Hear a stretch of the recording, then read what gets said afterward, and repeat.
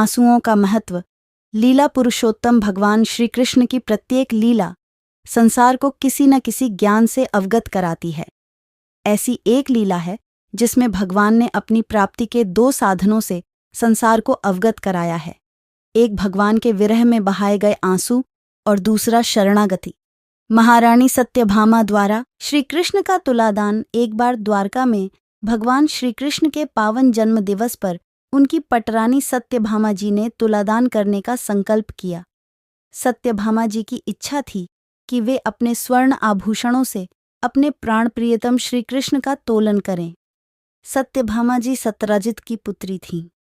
सत्यराजित को भगवान सूर्य ने प्रसन्न होकर स्यमंतक मणि प्रदान की, जो नित्य बहुत सारा सोना प्रदान करती थी। इसलिए सत्यभामा जी के पास स्वर्ण, मणियों व रत्नों का अपार भंडार था। इस उत्सव को देखने के लिए द्वारका के राजमहल में चारों ओर उत्साह और उमंगें हिलोरें ले रही थीं।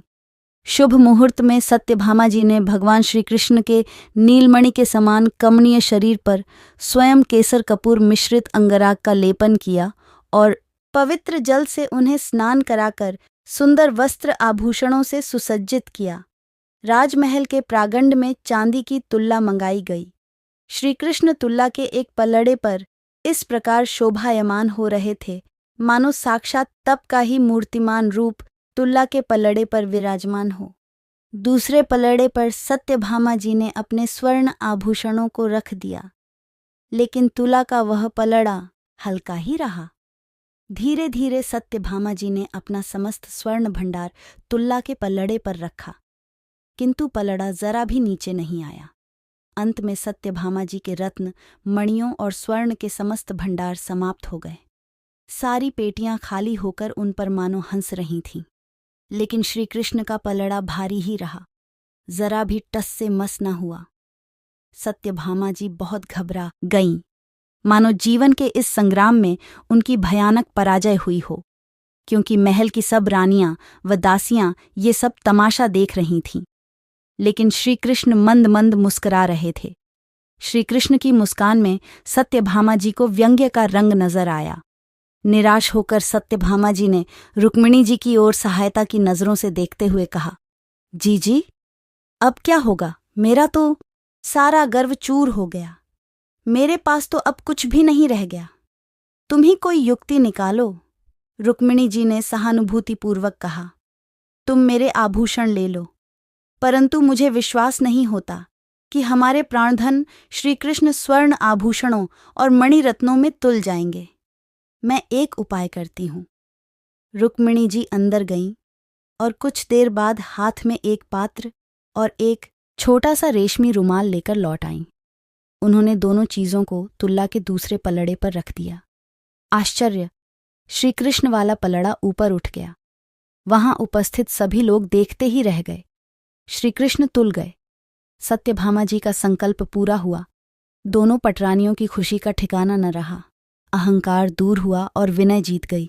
सत्यभामा जी ने रुक्मिणी जी को छाती लगाते हुए पूछा, जीजी, आपने यह कौन सा त्रोटक कर दिया? इस पात्र और कपड़े में क्या कोई जादू था या कोई विशेष मंत्र लिखा था? श्री कृष्ण ने रुमाल खोलकर देखा। उसमें बस इतना ही लिखा था, मैं तुम्हारी हूं, बस तुम्हारी हूं। श्री कृष्ण मंद मंद मुस्कुराते हुए पुनः पूछते हैं, प्रिय, इस पात्र में तुमने क्या भर रखा है जिसके भार के सामने मुझे हल्का होना पड़ा? रुक्मिणी जी सकुचाते हुए बोली, इसमें मेरे आंसू भरे हैं। आंसू? आश्चर्य से सत्यभामा जी के नेत्र विस्फारित हो गए।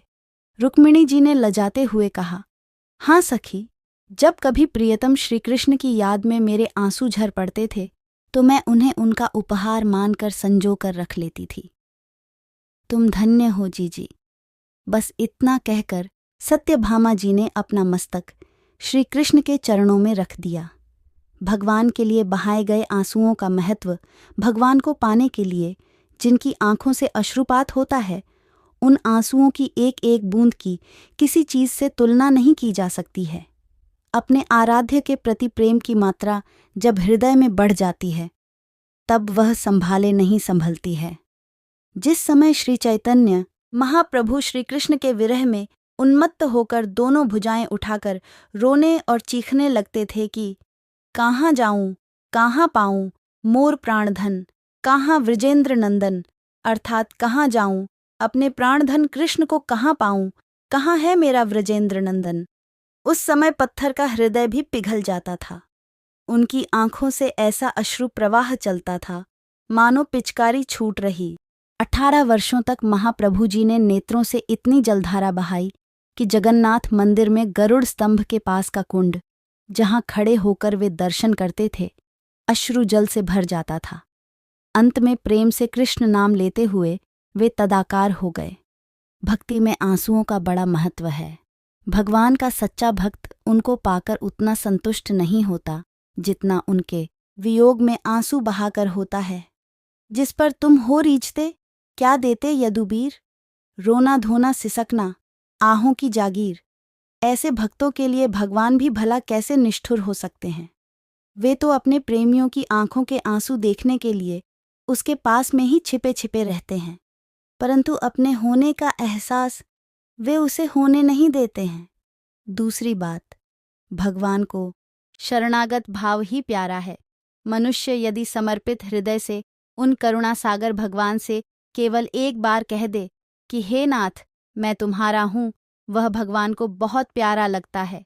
जो मनुष्य संसार से विमुख होकर भगवान के सिवाय कुछ भी नहीं चाहता है, उसके उद्धार की संपूर्ण जिम्मेदारी भगवान पर ही आ जाती है। भगवान स्वयं उसके योगक्षेम का वहन करते हैं। केवट बनकर उसकी नैया को भीषण संसार सागर से पार कराकर सुरक्षित अपने धाम में पहुंचा देते हैं। उसे किसी प्रकार की चिंता करने की आवश्यकता ही नहीं रह जाती है। इस बात का आश्वासन भगवान ने गीता में दिया है। अनन्याश्चिन्तयन्तो मां ये जना पर्युपासते तेषां नित्याभियुक्तानां योगक्षेमं वहाम्यहम्। तो मित्रों, आशा करती हूँ कि आप इस वीडियो में भगवान के लिए बहाए गए आंसुओं की कीमत और शरणागति का मतलब अच्छे से समझ गए होंगे। मित्रों, फिर मिलते हैं एक नई वीडियो के साथ। आपने वीडियो को पूरा देखा हो तो एक लाइक ज़रूर करें।